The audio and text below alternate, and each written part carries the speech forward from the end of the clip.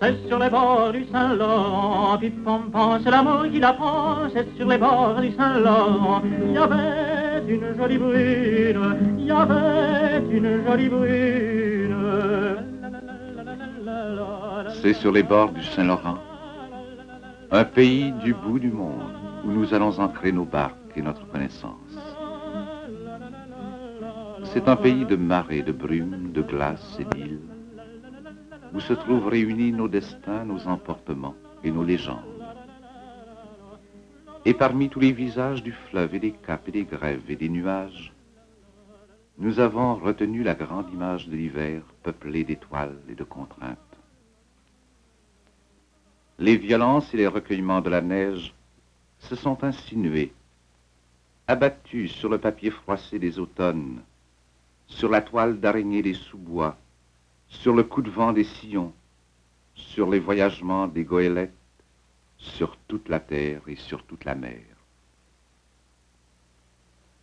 Les patiences et les féeries de la neige ont entrepris le délicat travail d'habiller en moine toute la terre. La neige qui est abondance, élan du froid qui s'étoile, la neige qui efface les espaces, qui déplace les montagnes, qui interrompt les cheminements et qui renferme l'air dans une cage sonore et tendue de soie, la neige comme un feuillage dans les bras du vide.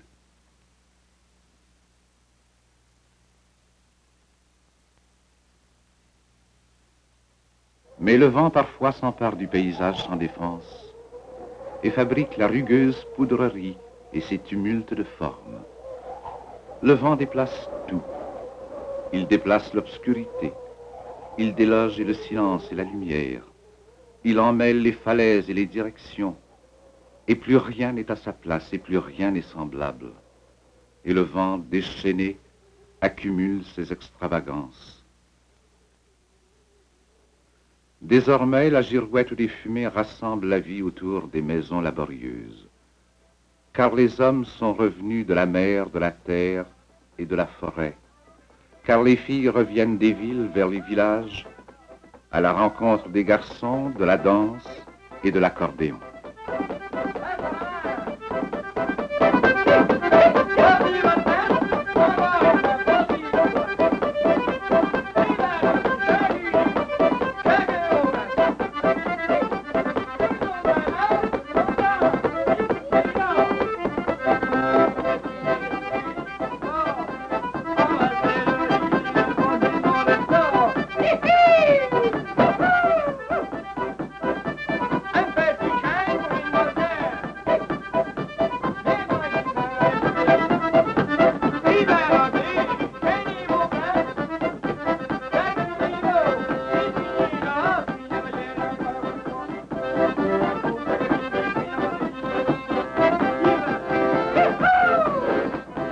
Car la neige a tout renouvelé par ses violences et ses recueillements. Elle a renouvelé les chemins et les sentiers, les traces des pas des bêtes et des hommes, les travaux et les jours. Et les maisons s'affairent autour de la neige, comme pour défendre leur chaleur et la douceur de vivre, pour maintenir avec les autres maisons la trame et la chaîne des rencontres et des veillées.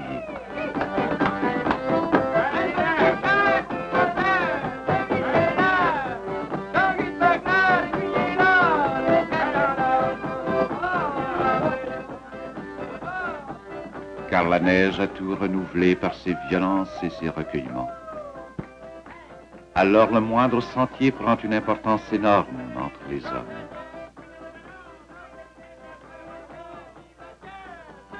Alors les chemins toujours à recommencer, toujours à retrouver, échangent entre les maisons les mots de la légende et ceux de la chanson.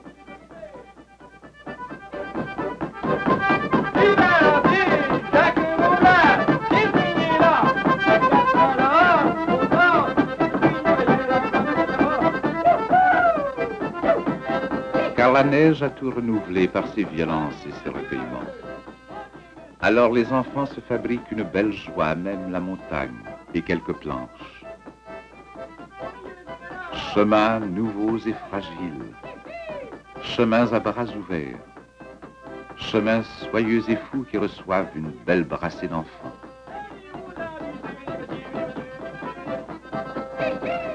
Et tel apparaît le visage nouveau, visage de neige et de froid, visage des chemins qu'il faut tracer, débordement de formes et de couleurs qui transfigurent les visages de la mer.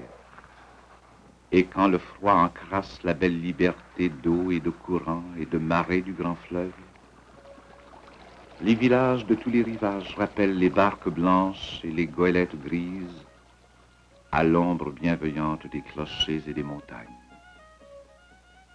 Et ces matures désœuvrées des bateaux endormis prennent un air d'affairement, un air de conversation animée à la porte de l'église, comme si les goélettes entre elles faisaient le compte des jours de mer, comme si les goélettes entre elles faisaient le compte des exploits anciens qui dorment sur les battures gelées et sur la grève des mémoires.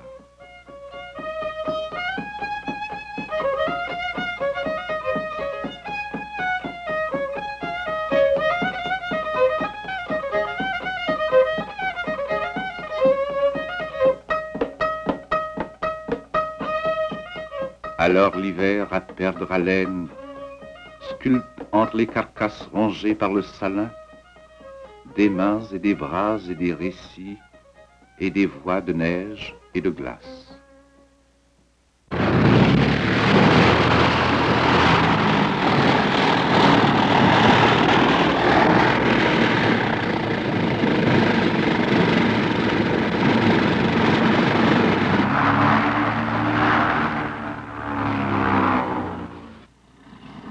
La neige a tout renouvelé par ses violences et ses recueillements.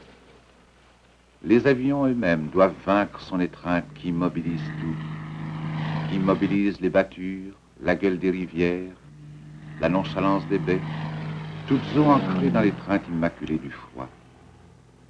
Mais le fleuve en aval, mais le fleuve qui éloigne ses rivages au-delà du regard, le fleuve en bas de Québec et de l'île d'Orléans, refuse ce silence et ne laisse pas taire son merveilleux langage de marées et de courants. Une île parmi tant d'autres qui naviguent dans le semis des glaces et des marées, l'île aux Coudres, face à la baie Saint-Paul, durant tout l'hiver regarde du côté du nord 3 villages cantonnés sur la côte, blottis au pied de la montagne, face à la mer, et noués entre eux par les routes, les sentiers et les chemins de fer. Villages opulents et calmes,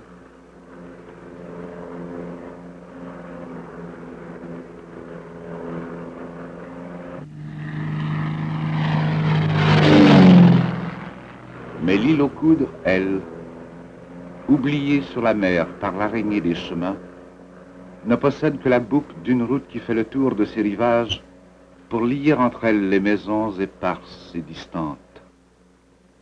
L'île aux Coudres, elle, n'a de chemin à sa disposition que celui du fleuve chambardé de glace qui la sépare de la terre du Nord. Chaque jour de l'île, le fleuve au loin s'ébranle sans laisser de traces, sans creuser de sillage, sans même paraître respirer.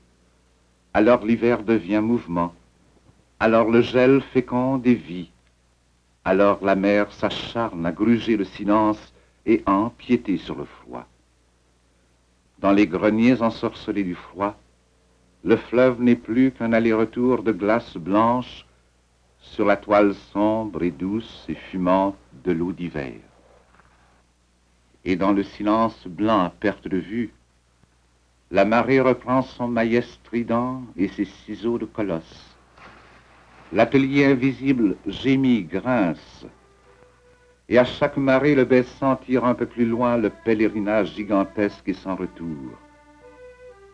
Et à chaque marée le montant laisse sur les rivages d'une île ses joailleries au gré des humeurs du froid et de l'eau.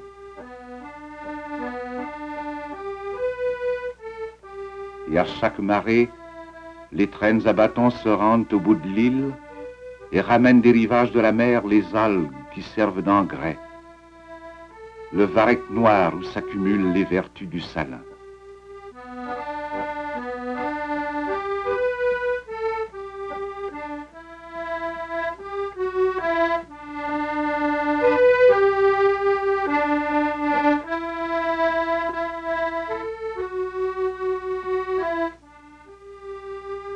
ce merveilleux emprisonnement de varechs, de marées et de courants, de battures et de glaces éparses, les hommes de l'île aux Coudres ont imaginé par les travers du fleuve un chemin fabuleux pour aller à la terre du Nord. Un chemin qui est devenu leur légende et la belle histoire qu'ils racontent d'eux-mêmes. En restant sur une île, comme vous savez tous, nous sommes entourés d'eau, n'est-ce pas, puisqu'on dit que c'est une île. Donc, étant sur une île, il a fallu se servir de la mer pour aller à terre ferme. L'île, depuis 2 siècles, contemple cette évidence de glace, d'eau et de marée qui la sépare de la terre du Nord et lui oppose la cérémonie des départs et une connaissance précise de la force et des résistances des canaux et des hommes.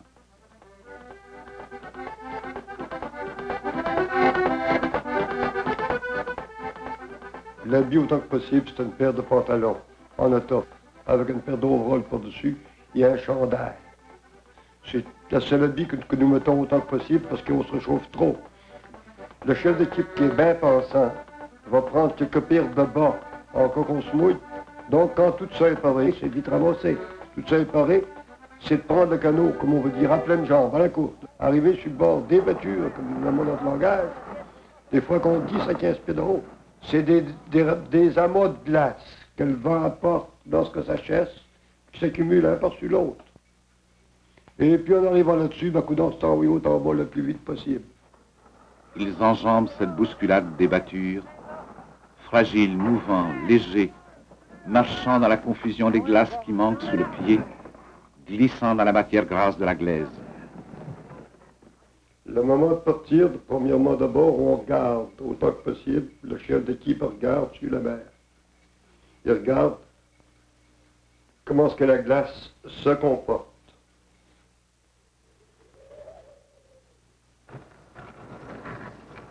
Quand vient le temps qu'il voit que la glace est pour arrêter, ben, coudonc, il donne le signal, comme on peut le dire, et dit, mes amis, c'est le temps d'y aller, on y va.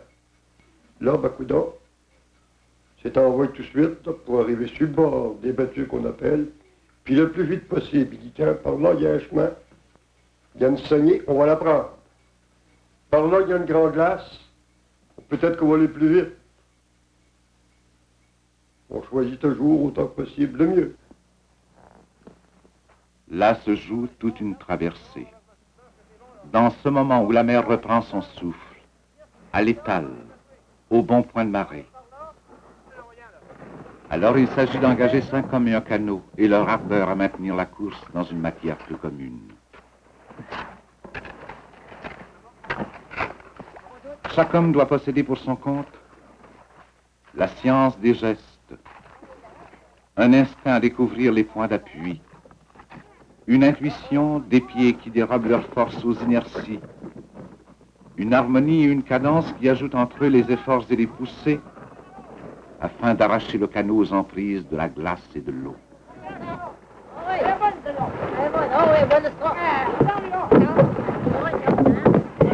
Là se joue toute une traversée.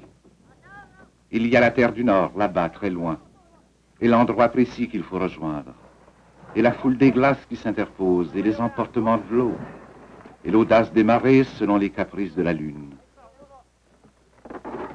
Depuis 2 siècles, l'île aux Coudres s'est appliquée à construire et à perfectionner les canaux et les hommes qui doivent affronter tant de matières diverses. Canaux plus larges, plus forts du devant, gouffres comme un poitrail d'orignal, afin d'ouvrir dans la boue des glaces un passage à l'arrière-train du canot.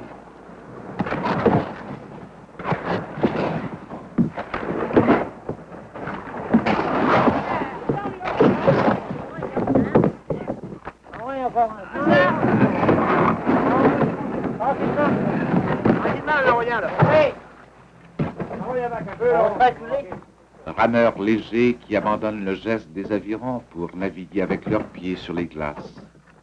Rameurs merveilleux, capables de marcher sur l'eau, capables de se faire porter sur les genoux par une glace douteuse, capables d'arracher une poussée à cette matière qui se dérobe sous les pieds. Canot solide, lourd, pesant jusqu'à 500 livres, capable de résister aux coups de griffe des glaces.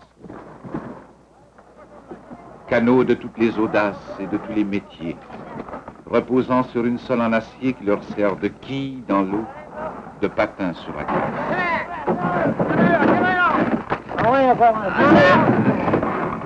Rameurs souples et subtils, qui savent juger à l'œil de la consistance des glaces. Les glaces grises sont pourries, les vertes sont en chandelle, les noires crevées de trous chauds, les blanches sont les plus sûres.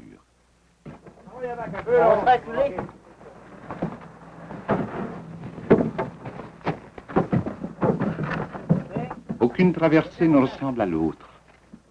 Et les canots et les hommes dépendent des sagesses d'un bon chef d'équipe. Le jugement d'un bon capitaine vaut un aviron de plus.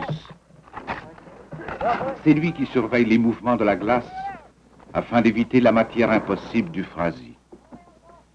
Le frasis, c'est de la neige ramassée avec ou encore de la glace brisée par les courants.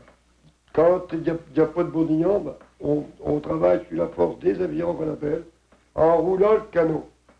De côté, en roulant comme ça, pour le faire avancer le plus possible. Alors les 5 hommes accrochés à leur banc bercent le canot dans la mer pour dégager leur passage. Ils se fabriquent une vague dans cette matière sans élan, dans cette matière sans point d'appui.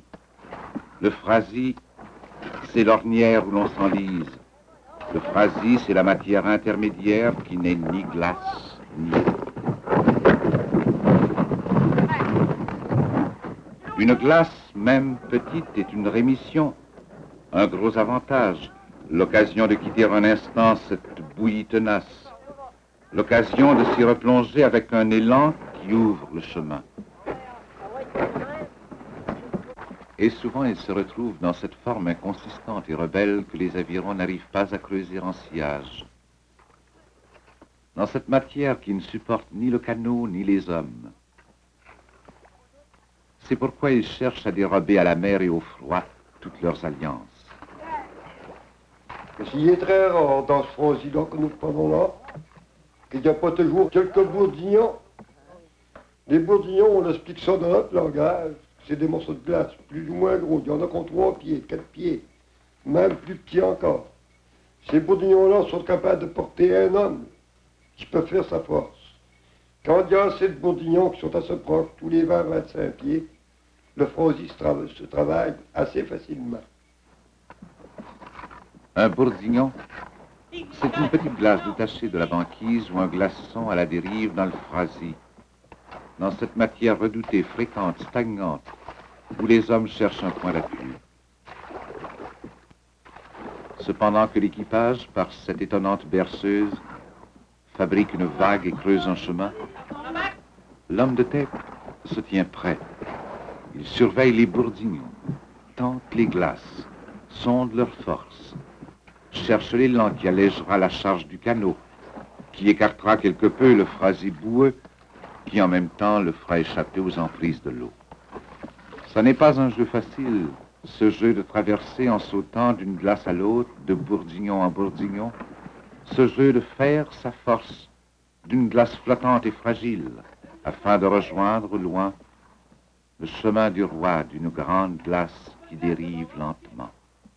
Étant dans le fleuve, le chef d'équipe se lève debout quand il vient pour approcher des bancs de glace. Des fois, ils sont plus larges, des fois, il y en a les 3 quarts du fenêtre. Il est debout, puis il regarde pour choisir le meilleur chemin possible. Ce chemin, il n'est pas toujours droit. Des fois, il peut être en haut, il peut être en bas, il n'est pas toujours à la même place, ce chemin. Il regarde pour trouver le meilleur chemin possible. Si il voit une glace, oh mon Dieu, il embarque dessus. Elle peut être lisse, elle peut être grignotue. Une glace lisse, c'est une glace qui ressemble à une glace de lac. Une glace qu'on appelle grignotue, c'est tout du frasis qui est gelé ensemble. Un canot débat son chemin parmi les glaces qui remontent dans la gueule du fleuve. Un canot tente de gagner de vitesse sur le dos des marées. Chacun de ses gestes est repris par le montant, entraîné au-delà de ses intentions. Chacun de ces mouvements est augmenté d'une dérive, amplifié par le temps perdu. Un canot, parfois emporté par les marées, déborde sa destination ou déboute l'île autour, et alors, aucun équipage ne peut résister à la dérive du fleuve et des glaces. C'est pourquoi un besoin irrésistible, un désir effréné pousse chaque canot vers la clairière d'une bonne glace afin d'arracher l'embarcation à l'eau trop lourde à porter, trop lente à parcourir. On traîne le canot pratiquement le plus vite possible. Des fois, on court à pleines jambes. Et c'est alors un mouvement de colosse qui cherche à enjamber le fleuve contraire, à gagner de vitesse sur la dérive. Le canot glisse sur sa quille d'acier. Il devient aussi léger que la course, plus léger que l'eau. Le canot s'empare du temps et de l'espace.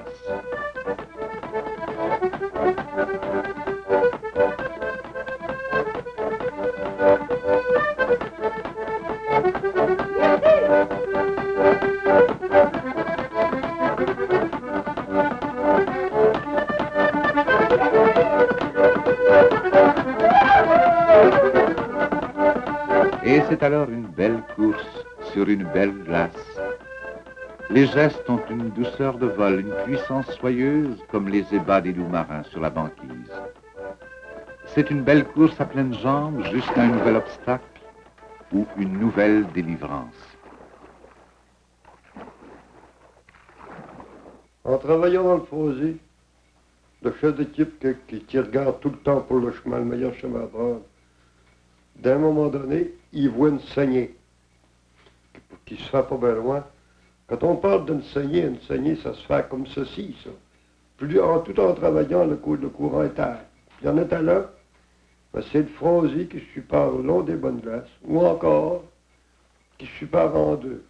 Ça fait une petite mort d'eau, que des fois, mon Dieu, elle n'est pas plus qu'un 5 pieds de large, d'autres fois, elle peut avoir 10 pieds. Dans les saignées, le canot retrouve son élément et il file de tout son cœur et de toutes ses rames. Il échappe encore une fois au mouvement des marées. Il ne fait plus partie du bloc des glaces et du phrasé qui l'entraîne. Il peut corriger sa dérive, filer son propre chemin. Le capitaine dit aux hommes, vous allez prendre un soulagement. Nous voilà avec une saignée. Une saignée, ben, coudonc, on va tous se reposer un peu parce qu'on a une grosse couche de perte. On a bien travaillé fort dans le Frosy. Cette saignée-là, des fois, elle peut nous mener jusqu'à les 3/4 de la traverse, qui nous donne une grosse chance.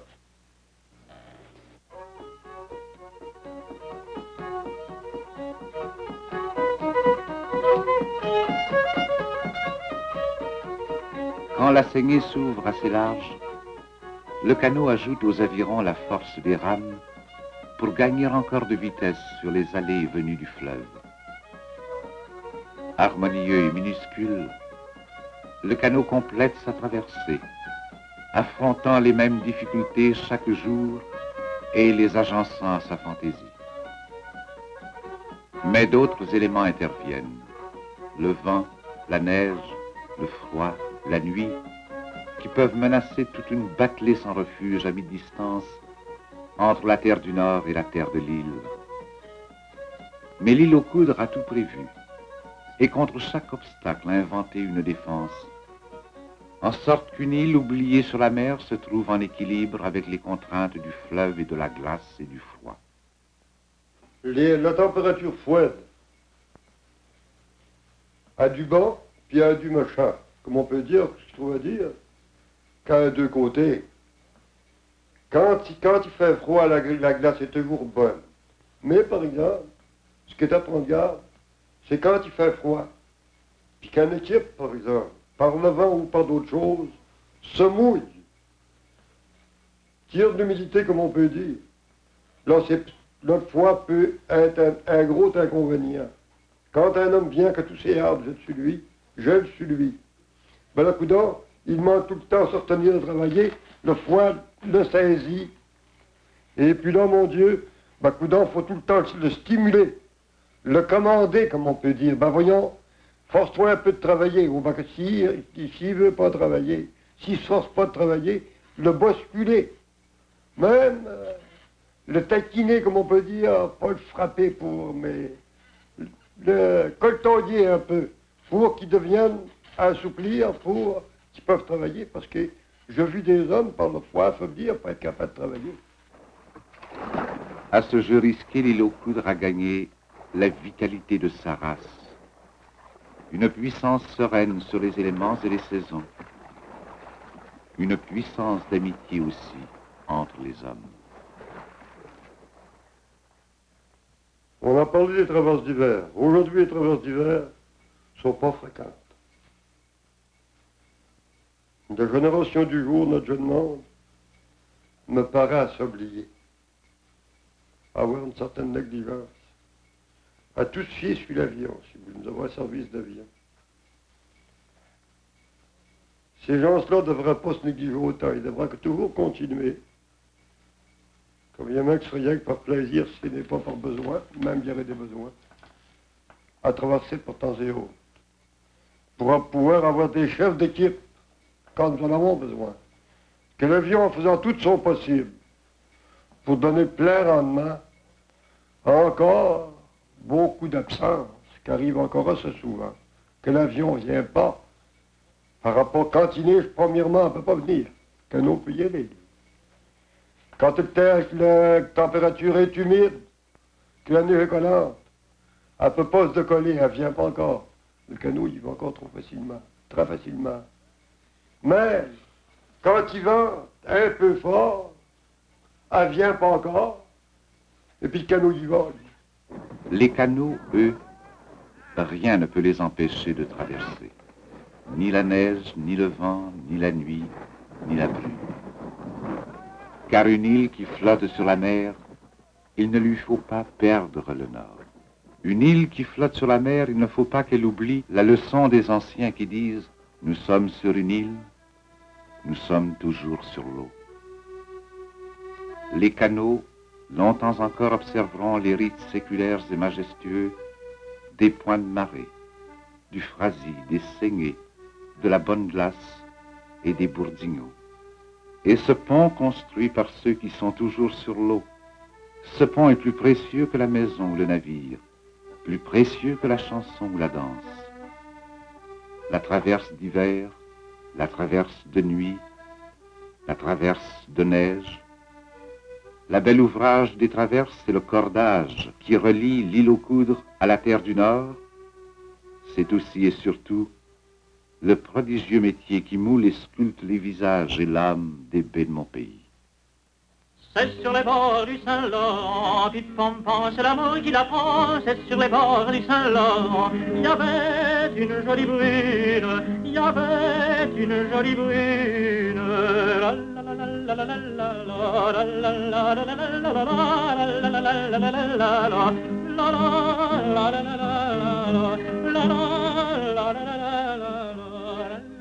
Au pays de Neuve-France, pays des goélands, des loups marins, des gibards, des dauphins blancs, des îles merveilleuses, des glaces flottantes et des hommes, qui se trouvent en travers du fleuve entre Saint-Joachim et Havre-Saint-Pierre, et y compris récifs, archipels, battus, sablons et mirages.